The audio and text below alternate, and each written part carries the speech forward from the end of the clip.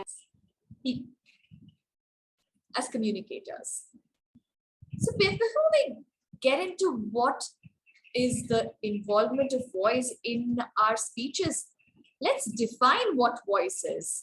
So let me just look at the gallery view, and may I ask the participants, what do you think? How do you define voice? If you can turn on your audio and answer what comes to your mind. What does your voice do? What is your voice? Anybody? Our voice makes us communicate. True. FA, that's right. Anybody else? I'll bring an interesting perspective to this. It's the vibrations coming from our brain and our stomach and our throat. How about Fantastic. that? Fantastic. Really love that. So we have different things that we can call our voices. I've made a list of them, just like FA and LF just mentioned. It's a vibration. It's what makes us, what helps us communicate. Besides that, it's something we use to disperse words. It also indicates our health. It indicates our mood. It tells us whether we are angry, whether we are sad, whether we are cheerful. It's, in other words, these are vehicles of expression, and we also sing in hum. Now there are ways in which we can use our voices to maximize our communication. And one of the first things that we come across is volume, pitch, stress, space, and pause. I think you would have read about this in your manuals if you've received them. So how do you work with volume as a public speaker or in communication? First thing, in common sense, are you audible enough to the speaker? So it makes perfect sense. Wherever you're speaking, make sure that the last person hears you, as well as the person who's sitting closest to you hears you.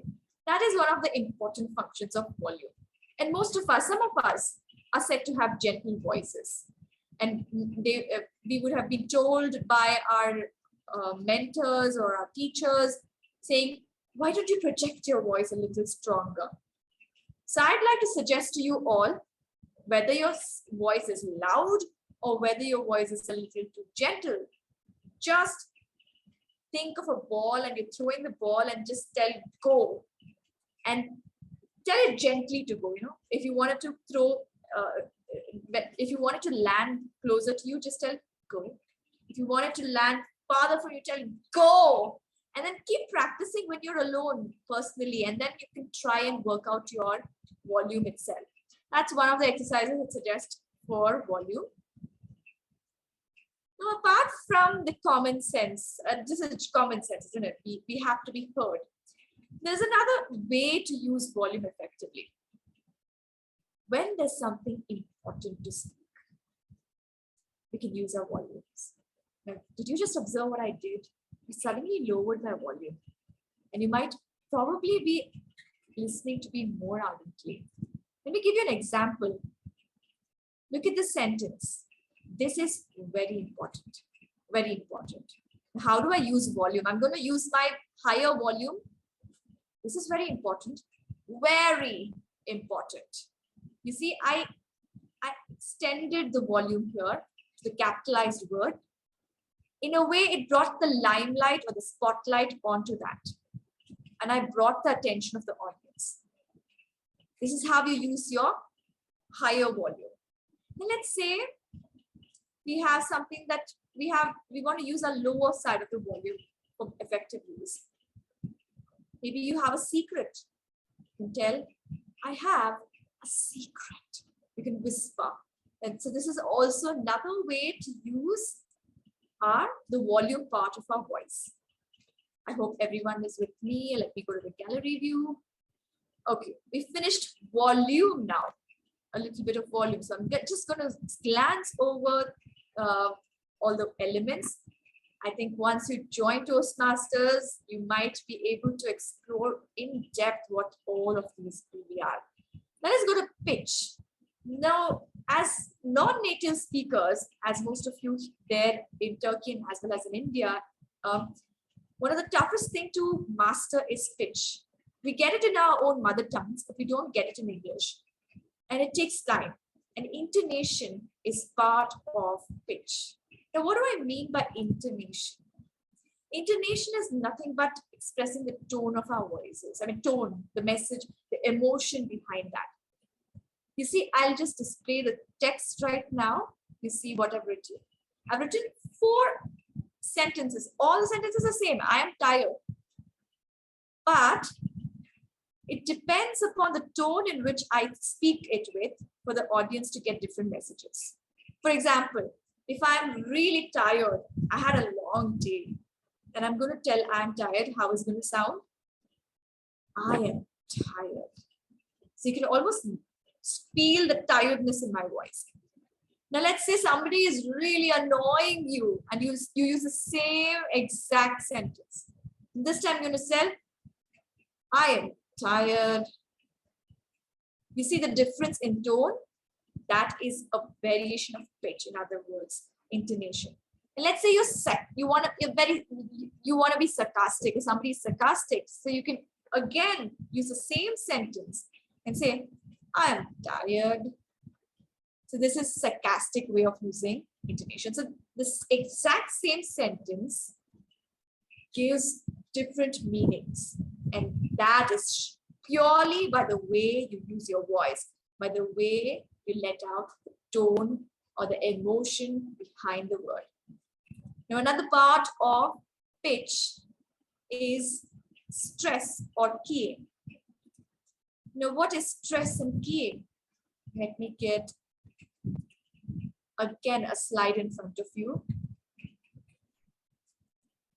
I hope everybody can see it and check. Okay. There are again 3 sentences, and all of them are the same. But I'm going to stress on different words each time. The first sentence, I'm going to stress on the first word. So how do I do that? I need you. In the second sentence, what I'm going to do differently is I'm going to stress the second word.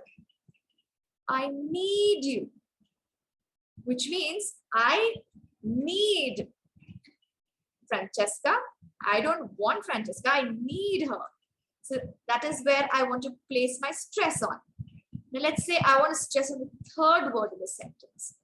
So I'll do this. I need you. I don't need Francesca. I need Elif. I need you. So that's how you stress on different words, and it carries a different, subtle, different meanings in how you use the stress part of your voice. So this again comes under pitch. Now, another way to work with your voice is pacing and pausing. Sometimes you just have to pause, and sometimes you just have to go fast as if you are on a speedboat, and sometimes you have to slow down as if you're on sails. This again is part of how you work out your voice. So let me glide over all of these elements. So we learned about volume, we learned about intonation, we learned about stress, we learned about pacing and pausing. If you want to learn some examples about pacing and pausing, it is going to take a little time since I've been allotted a little less. So I'm just going to glide over. We have vocabulary to cover. So what in vocabulary do I want you all to know today? First thing is, in vocabulary, we need to be aware of the audience. Let's say if I say, I love idli and dosa, I don't know how many of you will understand because it's an Indian cuisine. So since I'm in an international audience, I might have to use words which are familiar to the audience. So being aware of your audience and using less jargon, less terms which, or using terms and explaining them if it's sounding a little exotic is a good way to go. That makes it a very strong speech. Are you all there with me? I usually keep my workshops interactive. This is like going one-sided, on and on and on. Participants, can you show me a thumbs up if you're all with me? Great, thank you. That's very reassuring. The second thing that I want to talk about is with vocabulary, you can play with people's minds. You know, there's an interesting fact I want to tell you.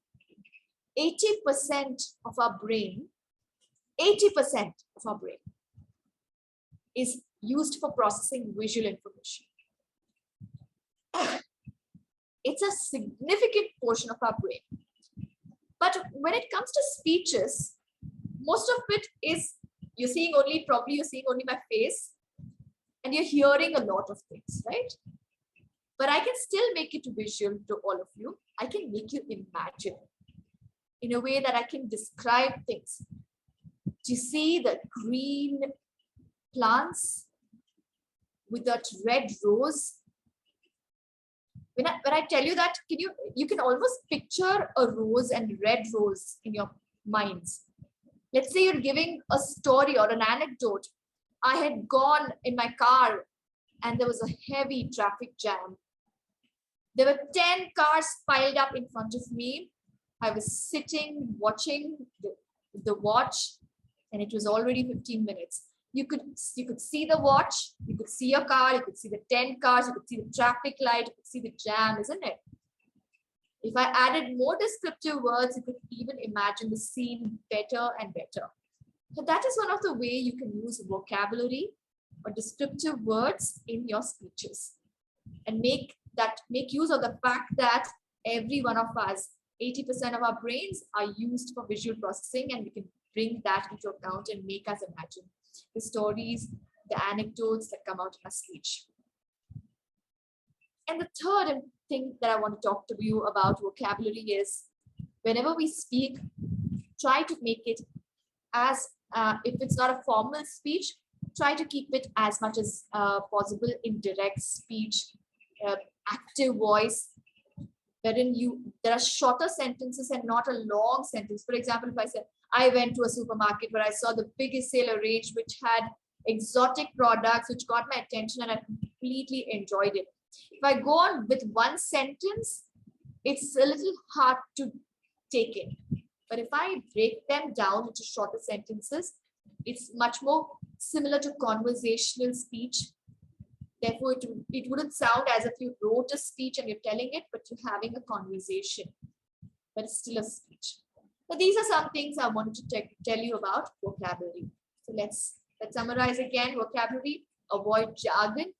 Be aware of your audience. If at all you want to use a very different sounding word, explain it. Try and make use of descriptive words. Try to make the audience imagine what you're talking about. Let them use the visual lobes of their brain. Keep it simple. Make sentences short. Keep them active. Keep them direct, tense. That will really, again, help in the audience, help get the message through.